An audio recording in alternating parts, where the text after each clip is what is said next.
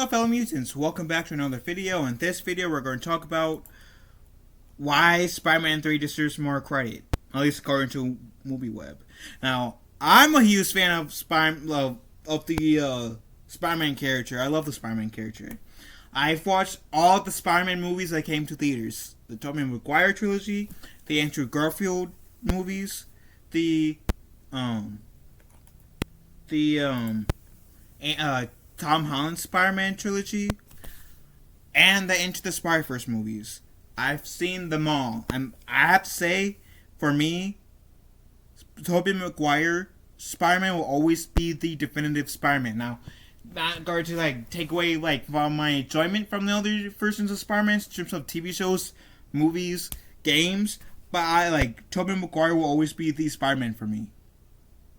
Because he's a Spider-Man that got me really into the character of Peter Parker and Spider-Man. But I do know Spider-Man 3 gets a lot of hate. And even though I do believe that Venom deserved more love in the movie, or I also feel like the studio shouldn't have forced the guy who made it, Sam Raimi, to put Venom in his Spider-Man movie. But I do really enjoy Spider-Man 3. Even though I can say, even though Spider-Man 3 is potentially my favorite Spider-Man of the original Spider-Man trilogy, I can say that Spider-Man 3 is debatably the weakest link out of the three movies. And I gotta say, the thing that kind of gets me to say Spider-Man 3 is my favorite is that emo dancing scene. And now I know there's two emo dancing scenes. The one where Peter's in the street doing this, and the other one where Peter takes Gwen Stacy to the bar to essentially win MJ back. I'm talking about the one where Peter dances in the street. The scene right before he outs Eddie for being a fraud. So let's see why this article is saying Spider-Man 3 deserves more love. So Spider-Man is undoubtedly one of the most beloved superheroes of all time, and unsurprisingly, the web slinger has been one of the most popular superheroes on the big screen. In the 2 decades that has passed since the debut of Sam Raimi's Spider-Man in theaters back in the summer movie season of 2002,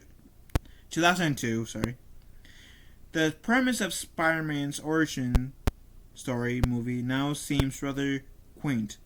Tobey Maguire's version of Peter Parker may have just been trying to save Mary Jane and stop Norman Osborn's Green Goblin, but now there's been Spider-Man Adventures in Space, the Multiverse, and alongside other versions of himself. Each iteration of the Spider-Man franchise has both its defenders and adamant fans. While some found the updated, hybrid version of Peter that Andrew Garfield played in The Amazing Spider-Man to be an interesting update to the character, the potential of the universe seemed to dip in quality after the disastrous 2014 sequel, The Amazing Spider-Man 2.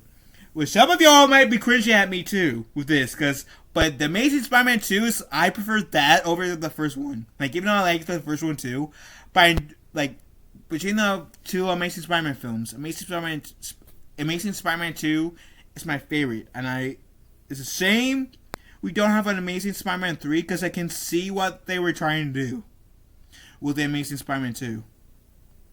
That said, while Spider-Man Homecoming, Far From Home, and No Way Home found interesting ways to incorporate Tom Holland's Peter Parker into the Marvel Cinematic Universe, it's been harder for those films to stand alone given the rapid expansion of the Marvel Universe. And I don't know why it zoomed in on me. What the heck? I'm having technical issues, so BRB. I'm back. Okay, good. I didn't stop it. Okay, cool. Well, it's certainly not the franchise's. Wait, hold on. Although Sony is adamant about expanding the Spider-Man universe with more installments in the Spider-Verse franchise, additional Venom sequels, and even more spin-off focus on Spider-Man's Rogue Gallery, Spider-Man 3 certainly deserves another shot from the dismissed. From those that dismissed it in its entirety to begin with. While it's certainly not the franchise's best, Spider-Man 3 is a throwback to a less cynical and more simple era of comic book stories. So, the conclusion of this, we're getting into it now, with the conclusion of character arcs. As I need to make this a bit bigger. There we go. Part of the reason that Spider-Man 3 had to face so many adjustments from critics and fans prior to its release was a high standard that the series had established for itself with the first two installments. Even its 2000's X-Men is the film that proved that superhero movies could be blockbusters. 2002 Spider-Man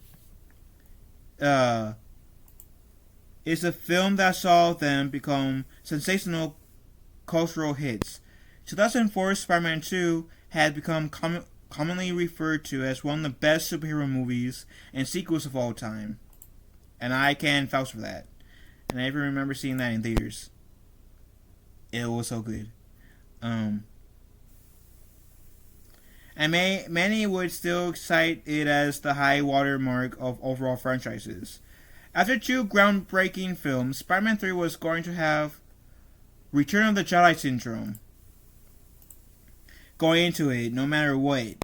Even if it satisfies some expectations, fans would be undoubtedly disappointed in one way or another. What do they mean, Return of the Jedi syndrome? I don't understand that pun, and I'm a Star Wars fan. What do they mean by Return of the Jedi syndrome? If any of you guys get that pun, please educate me. I would like to know. Because I enjoyed Return of the Jedi. Because I think Tom Burley dipping our heels into Star Wars because they brought it up. I thought Return of the Jedi was a pretty good conclusion to essentially the Skywalker saga and the original trilogy. My only criticism towards Return of the Jedi is the speeder bike scene where Luke and Leia are chasing after these group of stormtroopers on those speeder bikes on Endor. The green screen could have been better. Outside of that, I don't see what's so wrong about Return of the Jedi. I think that's a really good conclusion to the original trilogy and the Skywalker saga, if you want to call it that. Anyways, this was sadly the case for Spider-Man 3, and even those that loved the first two films seem to be more harsher on the third installment in the series. Rogue Ebert had loved Spider-Man 2 and cited it as one of the best films of 2004, but said that Spider-Man 3 had too many feelings, too many pale plot points, too many romantic misunderstandings, too many conversations, too many street crowds looking high into the air and shouting. Albert's chief criticism seemed to be one of many fans shared. As Spider-Man 3 featured three primary villains with Harry Osborn's New Goblin, and yes, he was called New Goblin, not Hobgoblin or Green Goblin, New Goblin. Eddie Brock's Venom. Oh, Harry Osborn played by James Franco. Venom, Eddie Brock, Topher Grace, and Flint Marko's Sandman, played by Thomas Hayden Church. Now, I gotta say, I don't think Spider-Man 3 really suffered about too many villains. Because I can't understand the criticism towards that a bit. I don't think it... I don't think the amount of villains was the issue. I think how they how the villains were written maybe was more of an issue, because Sandman was, I believe, was debatably the best in that film. Harry Osborn, him, like, if you take Spider-Man 1 and 2 into account as well, Harry Osborn as the villain turned hero towards the end was done, I think, pretty good. And I think the film would have been just fine with both Sandman and the New Goblin. Because, especially since you could feel that Sam Raimi was trying to go for Sandman and the New Goblin being the villains. I think it was Venom. Sir Sam Raimi might have not wanted to use Venom in the Spider-Man 3 movie. Maybe he was saving Venom for Spider-Man 4 or 5. If there was going to be a 5th Spider-Man movie with Tobey Maguire. But at the same time, Venom in Spider-Man 3 was done dirty. Let's be real. Sandman, I think they did pretty well. Harry Osborn, I think they did pretty well. Venom was done dirty. So I will argue, it's not that there were too many villains in the film. I don't think that. I think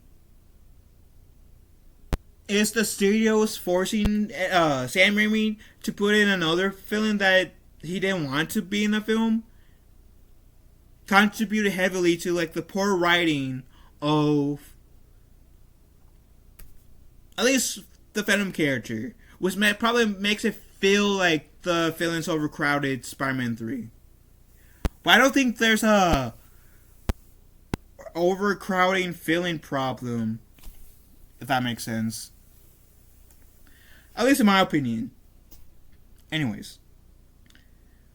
Well, there is a certain more going on with the plot than the first two films. The complexity doesn't detract from the emotional stakes of Spider-Man 3. The franchise is ultimately more about Spider-Man's relationship with Mary Jane more than his alter ego as this friendly neighborhood Spider-Man.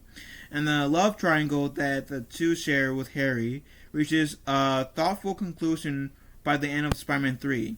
While it would have been interesting to see what Raimi's version of Spider-Man 4 and 5 would have been, the multiverse storyline of Spider-Man No Way Home at least found a way to conclude Maguire's iteration of the character and send him off in a huge note. And also opens the door up if we wanted to explore what happened for Tobey Maguire's universe. For Spider-Man 4 and 5, we could. The only way I will be accepting to that is if Sam Raimi comes back to write. That's the only way I'll accept Spider-Man 4 and 5. Is if Sam Raimi is able to come back to complete his vision. Other than that, please no. Anyways, the brilliance of Sandman. Like with the Amazing Spider-Man 2, Spider-Man 3 had a villain problem. 3 main antagonists was a lot for any superheroes.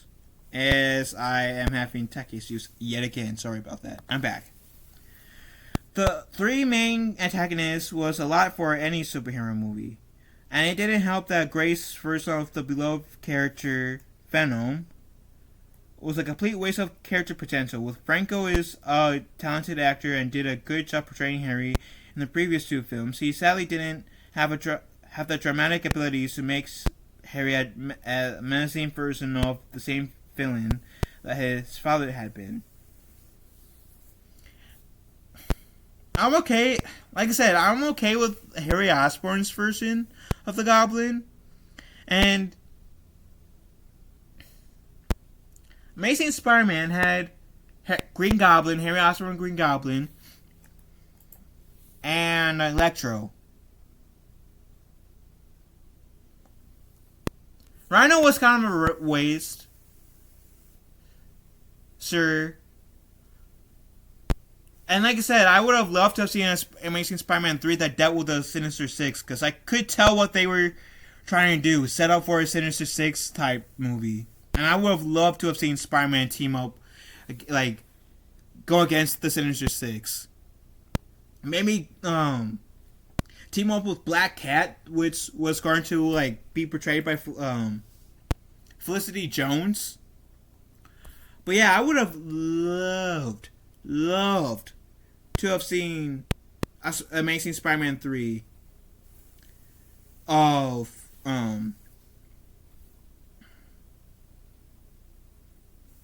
where Spider-Man took on the Sinister Six. And I understood what they were trying to go for. But I also can kind of see where, like, people would say both Amazing Spider-Man 2 and Spider-Man 3 have villain issues. Because, like I said, poor writing. I feel like if the, like, of, like, one villain. In Amazing Spider-Man 2's case, it was, in Amazing Spider-Man 2's case, it was Rhino. In Spider-Man 3's case, it was, Venom. Anyways. That being said, Church is downright brilliant as his depiction of the heartbroken scientist who become Sandman. If the best Spider-Man villains are those that are relatable, few characters in the series have more compelling motivations than Marco, who is just trying to save his daughter from illness. Many of the film's best scenes are just dialogues between Peter and Flint. The final moment when Peter tells the man that killed his Uncle Ben that he forgives him is tear-jerking and stands as one of the best moving moments in any superhero movies. Church was another, as I see my screen on black, sorry. Church was another actor who thankfully got to have a more fleshed out conclusion when he appeared in Spider-Man No Way Home. And Uncle Ben was played by Cliff Robertson. But yeah, No Way Home definitely was a member berry movie. Even though I really enjoyed No Way Home, I'll admit No Way Home was a member berry movie. Because it had Tobey Maguire, Andrew Garfield. Plus, it had Jamie Foxx's Electro. Crap, now I forget the names. Thomas Hayden Church, Sandman. The dude who, I forget his name, but the dude who played Dr. Octopus in the Spider-Man 2 film. Willem Dafoe's, Green Goblin. In the film. Like, they have some of Spider-Man villains from the past come into the movie, and I loved it. I enjoyed myself. Sure, I'll admit, it was member berries, and who knows if Spider-Man 3 would have been as successful if it didn't use the multiverse, but I enjoyed the movie. I enjoyed the multiverse thing. Enjoyed bringing some of the classic Spider-Man villains and past Spider-Man into the mix. I have no shame in admitting that. Anyways. Creative risk, storytelling risks. Raimi always felt like a non-director to be chosen to helm a massive superhero franchise, as prior to venturing into superhero movies, he had been best known for his horror films. Raimi is one of the few directors to have two great trilogies of his resume. The Evil Dead 2, and Army of the Darkness might be the best horror film trilogy in history. Raimi's Evil Dead star Bruce Campbell has fun cameos in all three of his Spider-Man films. And Doctor Strange, because Sam Raimi did Doctor Strange Multiverse of Madness. I don't know why I'm having tech issues right now. Sorry, I'm back. And Spider-Man 3 certainly adds more jump scares and fun dark humor that ties the two sagas together. While many have mocked the emo Spider-Man dancing sequence, which is my favorite, Maguire has always defended the moment as being an intentionally humorous one. I will die on the bridge to say that scene in Spider-Man 3 that they're referring to is the best part, or amongst the best parts of Spider-Man 3, and amongst the best parts of the original Spider-Man trilogy. I loved it, and I agree with this that Spider-Man 3 should essentially have more love to it. Like I said, I am a huge Tobey Maguire fan. He has and will always be my favorite Spider-Man today. He will always be the Spider-Man for me, even if like my favorite Spider-Man changes. He's always be the Spider-Man for me. But I do agree that this Spider-Man film, Spider-Man 3, deserves more credit. And I understand the criticisms of Spider-Man 3 as well. But like I said, with the whole there are too many villains in the film. I don't think there's like too many villains. I don't think there's like an issue of too many villains per se. In more so the writing for like Eddie Brock's character could have been improved, and the fact that the studios kind of forced could have forced the studios forced Sam Raimi's hand. So I don't exactly blame Sam Raimi fully for like why like Spider-Man 3 was exactly the weakest, because like it's also partially the studio's fault why Spider-Man 3 was the weakest of the original trilogy. But that's just me.